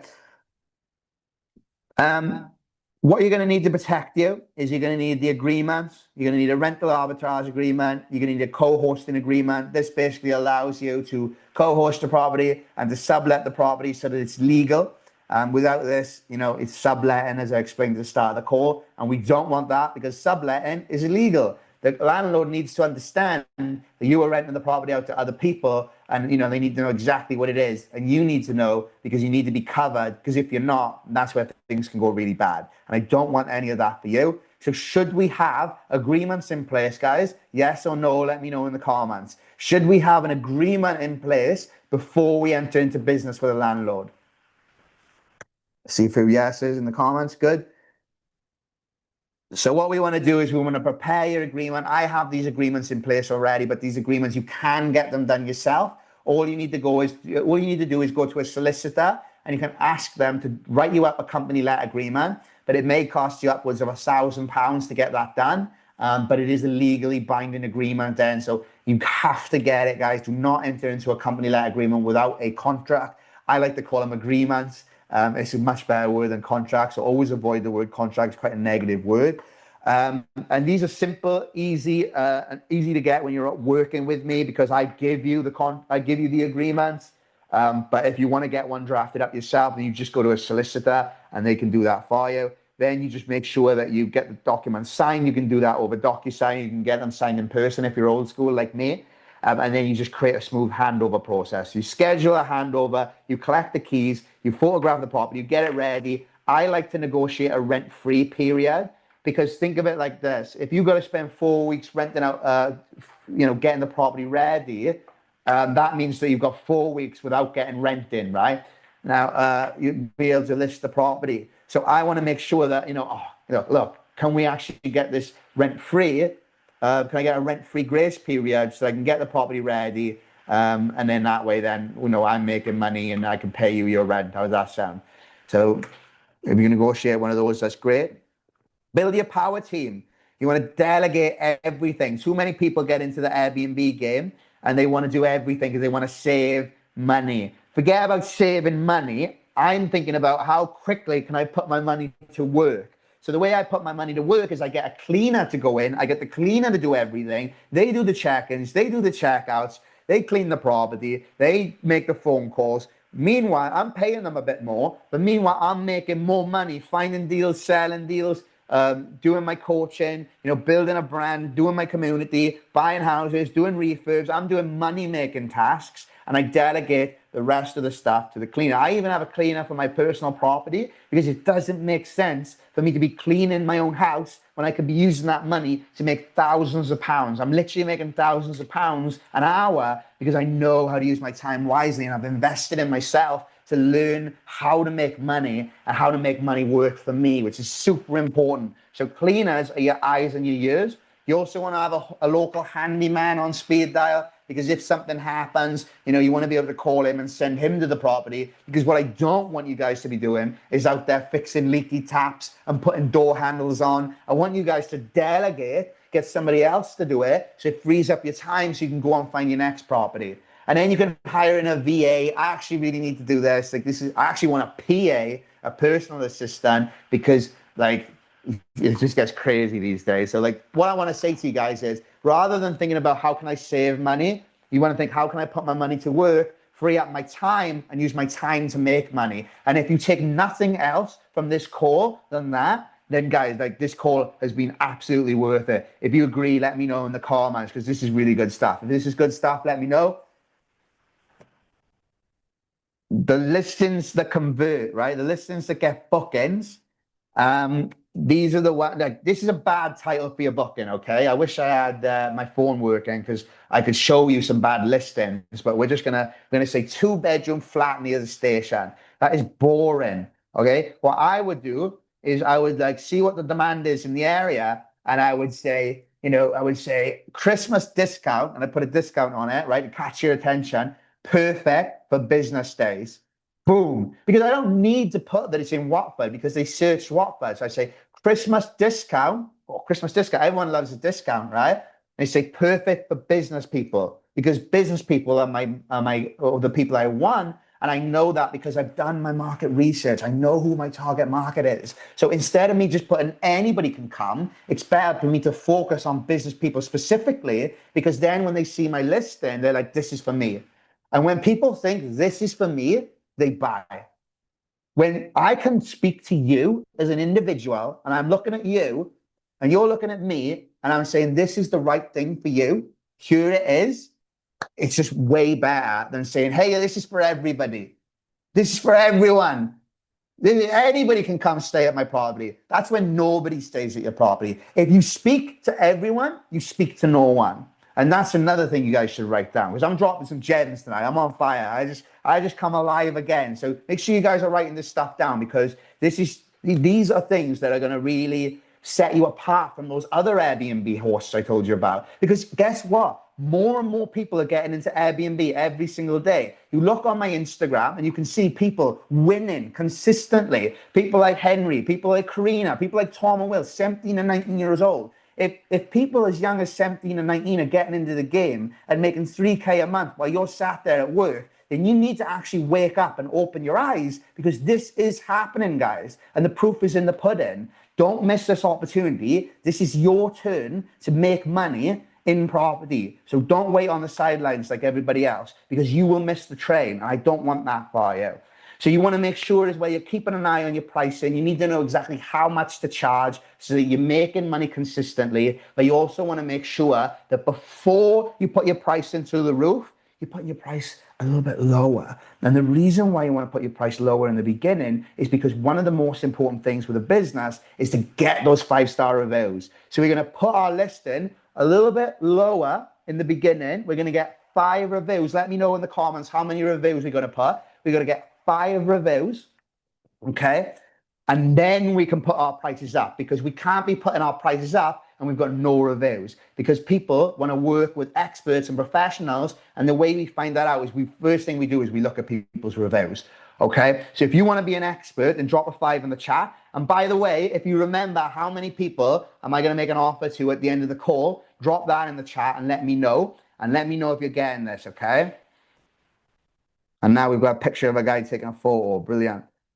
Now, what you can put on your property is you can put, ring doorbells, which is pretty cool. I've got a ring doorbell on all my properties.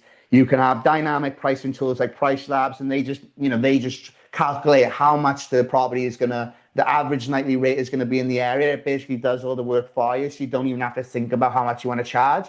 You can have smart locks on there. You can have task management systems.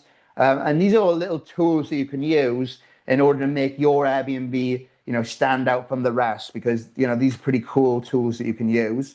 And you want to calculate your freedom number, and I say this to people all the time. And this is one of the first questions I ask people is, how much are you making in your job at the minute? Because if you're making £5,000 in your job, well, most people aren't making that. Let's say you're making £3,000 in your job at the moment. Well, that tells me a lot of information, because if you're taking on rent-to-rents and they're making £1,500, then that means that you've only got to take on 3 rent-to-rents in order to achieve, financial freedom, because then you can quit your job, right? So that means you get 3 rent-to-rents, you can quit your job, and now you can focus on property full time rather than just focusing on your job and something that's not making you happy. You can actually free up your time, and then you can choose then to run your own business, make money your own way, and be your own boss. Because when you do that, guys, the sky is the limit. Okay, so that tells me everything. I want to know, how much is your freedom number? Let me know in the chat what your freedom number is, so that you can quit your job and do this full time. Once I've got your freedom number, what I can then do with you is I can realistically map out the amount of time that it's going to take you to get your first rent-to-rent. So John's got 3K. That means 3 properties, bro, and you're already going to be financially free. And, that means that you can focus then on spending time with your family. You're not stressed out with your job because you're getting texts all the time and people are like putting a lot of responsibility on you. You can be your own boss. And then you go away and you can have trips and you can enjoy yourself. And then you just look at your phone and you can see the money coming in without you physically having to be there, because this is what property allows you to do. And what I will say to you, John, is that on average, it can take, 2 to 4 weeks to get a rent-to-rent from source to fully operational. So what you're basically telling me there is, realistically, we can get you financially free through property in 3 months. So you're literally 3 months away from quitting your job and going full time into this and having your freedom back, having your own time, being able to do this through quick and easy steps that I'm outlining here today. And that should make you pretty excited.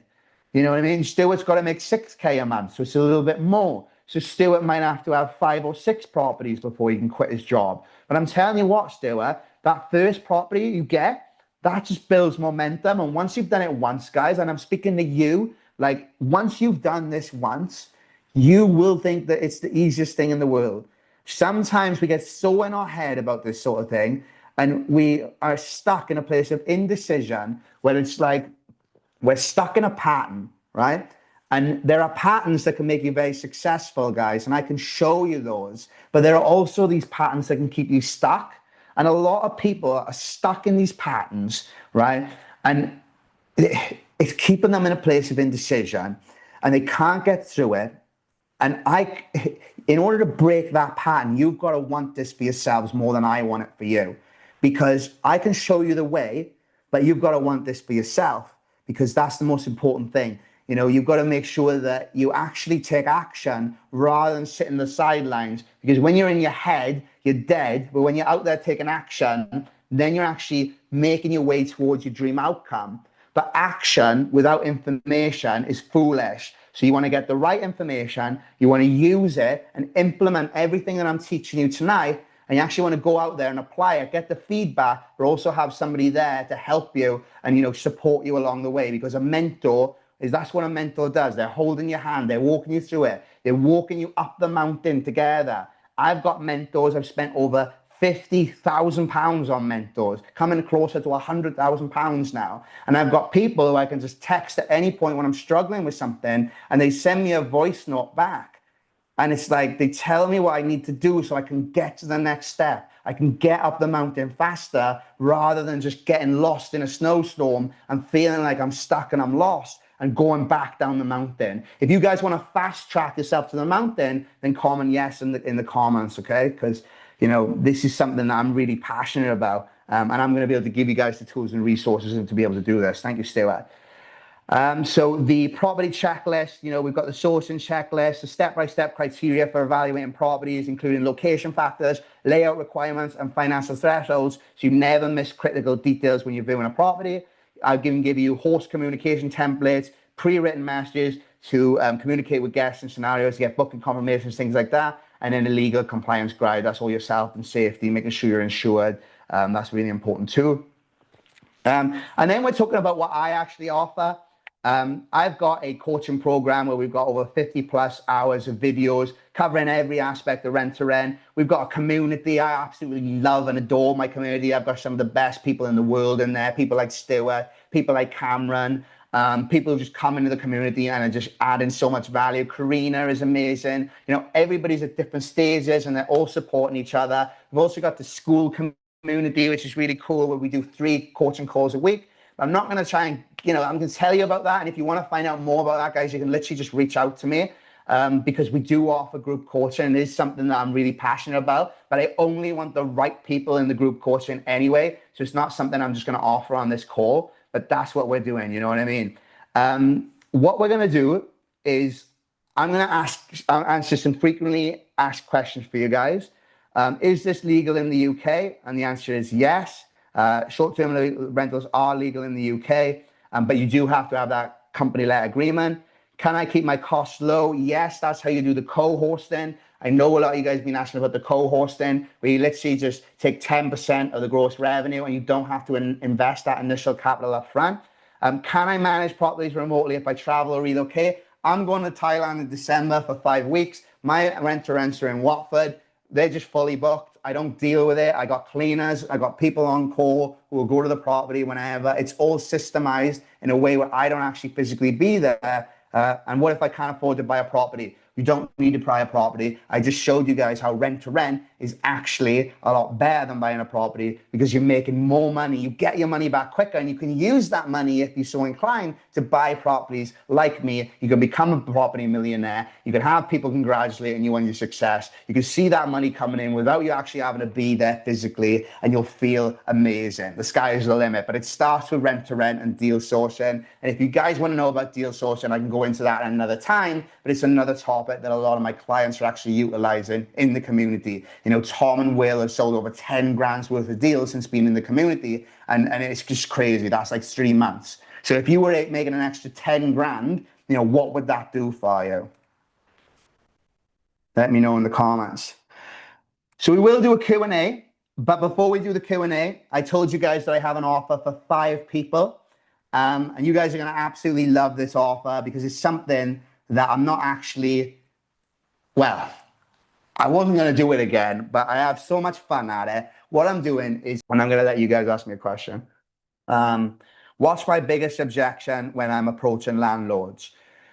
It's a great question, Lewis. Number one objection is that they don't know what it is. And if they don't know what it is, people are afraid of what they don't understand, right? So people hate what they don't understand. So we need to get over that in a way where we're not sounding like we're condescending a landlord or like we know more than a landlord, because people don't want to do business with someone who makes themselves out to be smarter than them. We just want to relate, re-educate. So basically I'll relate to them and say, I used to feel the exact same way, Lewis. I used to think that rent to rent, it didn't work, and it was foreign to me, and I'd never done it before, so I didn't trust people who told me about it. However, what I found after doing this and working with other people who are doing this strategy is that it's a win-win for the landlord, because the landlord is benefiting from the guaranteed rent and their property being looked after, and I'm benefiting because I'm able to come in and I'm able to have this accommodation that I can provide to my guests. And then the guests win because they've got somewhere to stay. So it's a win-win-win. And I can tell you more about that, Lewis, when I come and see you in person. But in order for me to do that, before I can, let you know exactly how it's going to work, I'm going to need to see the property to make sure it's a good fit for me. When would be a good day for us to come come see it? Always remember, guys, to ask a question at the end of the objection, because that way then you're in control of the conversation. The person who asks the questions is the one in control of the interaction. So we got Stuart next.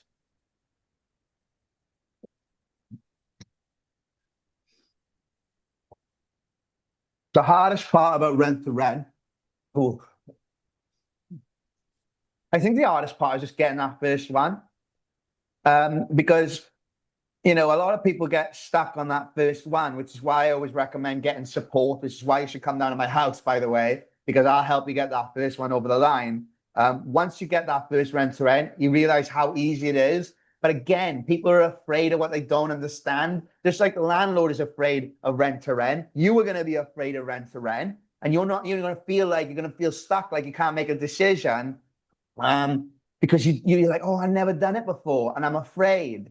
But once you get over that fear and you just go towards it, like you realize that the fear wasn't real, it was imaginary. Like, let me tell you guys a story, okay? So I used to ride a skateboard, right? I used to love riding a skateboard. And I used to go all over Australia riding my skateboard back when I was traveling, and I used to stay at hostels. You can look at my story, and I used to ride a skateboard. I was a proper geek, like a proper hippie geek kind of guy, you know what I mean? Maybe not a geek, but like hippie dippy, you know what I mean? Like I wasn't like I am now. And what I would do is I'd go to skate parks all over Australia. And I remember there was this one skate park and the ramp was huge, right? But I was like, I'm going to be able to, drop into this ramp. Like I've dropped in before, like I've done this before. I've got experience. And when I got to the top of the ramp and I looked over the ramp, I was about to drop in. Do you think that the ramp was actually a lot higher up off the ground than I thought it was going to be? Yes or no? It was a lot higher up than I thought it was going to be. I looked over and I was freaking terrified, right? I was scared. I think I've never dropped into a ramp this high before. What if I fall? What if I fail? There's people in the skate park, they're looking at me because I'm starting to take my time now because I'm thinking about all the reasons why I shouldn't drop into this ramp. Like I'm going to get hurt, like I'm going to embarrass myself. What are people going to say when they see me fall, into this ramp? Instead of dropping in with grace, I'm going to fall, I'm going to hurt myself. And I'm thinking, please don't let me hurt myself, because I'm not going to not do it. And I tell you the reason why is because I came to that skate park and I said to myself, I'm here for a reason and I'm a man of my word and I am going to do this. So I put my trucks, I got my skateboard and I positioned it in a way where I'm about to drop in. I put my front foot over the top of the board. I'm about to drop in and I'm thinking, please don't hurt myself. Please don't hurt myself. And you know what the universe hears sometimes when you say, please don't hurt yourself? It doesn't hear the don't. It just hears, please hurt myself. So I'm dropping into the ramp and I take my foot off before the end and the board lands and I've got one foot on the skateboard. And what do you think happens? I fell and I bust my ass, right? I did the splits. I was wrecked, right? And people were looking at me. The kids were laughing at me because kids have got no filter. And I just slid down this ramp doing the splits. And it was crazy. I looked like a pretzel by the end of it. And you best believe I was fucked up. Now, why did I fail when I dropped into the ramp? Well, it was because I'd never dropped into a ramp that high before, and I was nervous. I was in my head. I was telling myself I was going to fail. And what you focus on, you attract. So when you're scared of something and you focus on it, you're going to attract that bad negativity, right?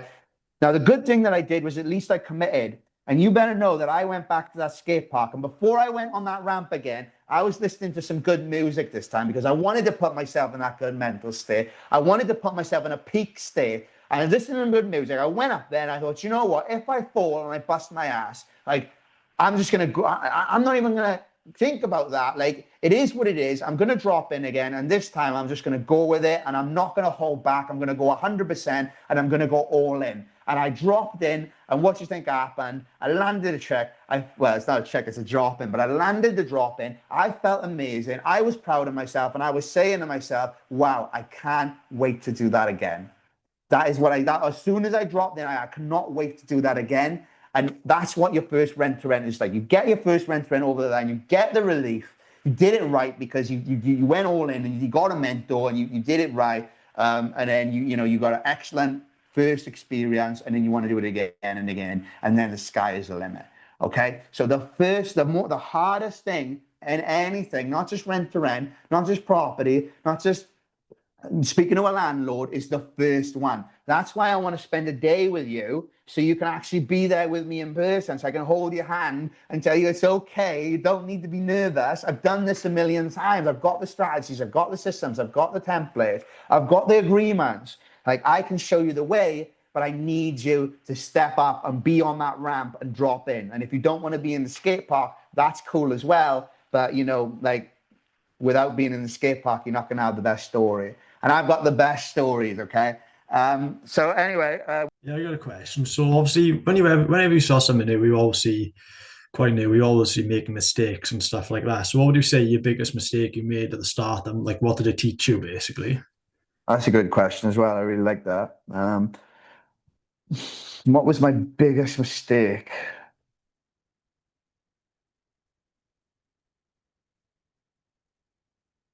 Well, when I took my first one on, I didn't really analyze it very much. I sort of knew that it broke even at 50% ish.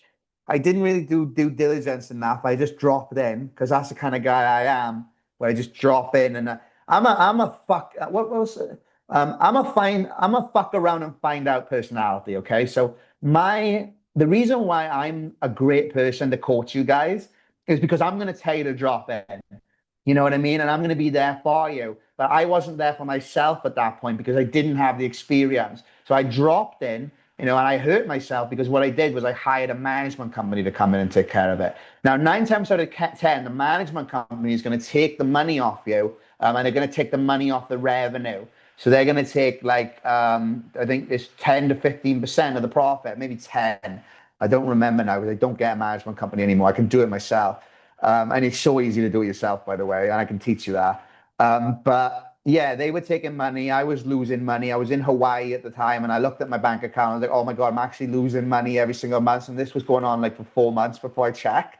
Okay, so guys, you know, if I can do it, trust me, you can do it because I'm not the smartest person in the world. You've seen how bad my maths is. It's almost embarrassing. I guess anybody can actually do this if they're committed enough. So what I did was I got rid of my Airbnb manager. I took it over myself. I learned the ropes the hard way. And before you know it, I was making a shit ton of money. I was making over £1,000 a month from every single property in that building. And that's what got me to my 10K a month. But I had to have that bad experience first in order for me to learn. Because guys, I got news for you. Like, sometimes you are going to learn the hard way.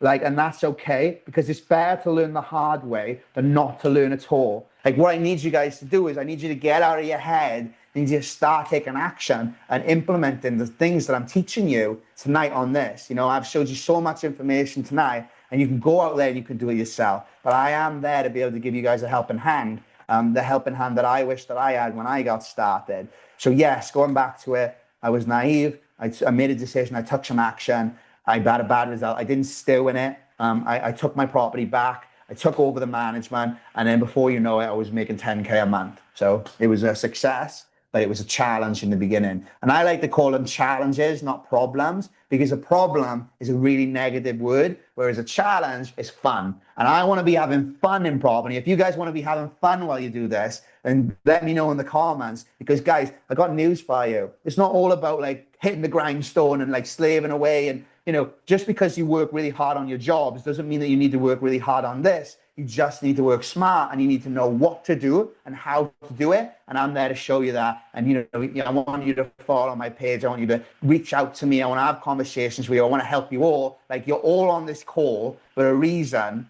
If you're still on this call, you spent 2 hours with me, there's a reason why, and you're definitely meant for more. And I want to be able to be a part of your journey because, you know, you showed me that you're actually serious about this when 99% of people won't even show up to a call like this. Never mind stay to the very end and ask questions. So shout out to you. You are a legend, man. If you get a rent to rent, can you have Airbnb in the property? I don't know what that question means, John. Do you want to mute yourself?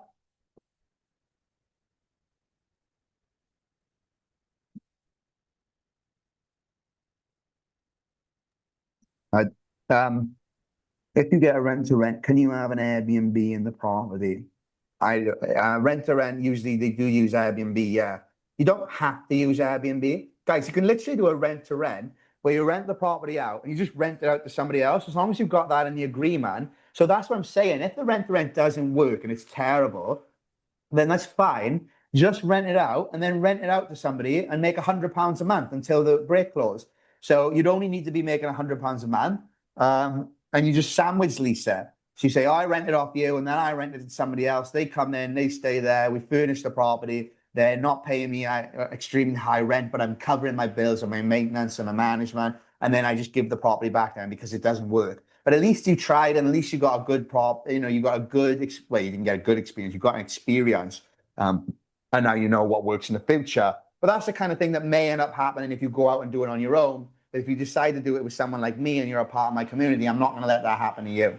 And for those of you that have decided, that you want to do this by yourself, that's amazing. Like, just make sure that you take action, because what I don't want anybody doing is I don't want people being on a call for 2 hours, okay, and learning all this information and doing nothing with it. I did this call for you guys for free tonight because now you have the tools and the resources in order to make this a reality. You know what to say to landlords, and most importantly, what not to say. You know how to find a good property by looking on AirDNA and things like that. And, you look for properties by the train station and, by hospitals and things like that. You know how to market your property by using professional photos to stand out from the others. You know what to say in the listing to attract your ideal guest avatar. And I could go on and on. I've got over 50 hours of pre-recorded content in my Skool community that you can watch if you want to come and work with me. But guys, like, you already know everything you need to know. I need you guys to go out there and take action. Don't be afraid to drop into that ramp, because that's what life is. It's about having fun, having new experiences, pushing yourself, getting out of your comfort zone, getting out of your head, and live your life. And when you do that, the sky's the limit. So thanks, everybody. John, if you could wrap this up and end the call. Love you guys. Have the best day ever, and I will speak to you all soon.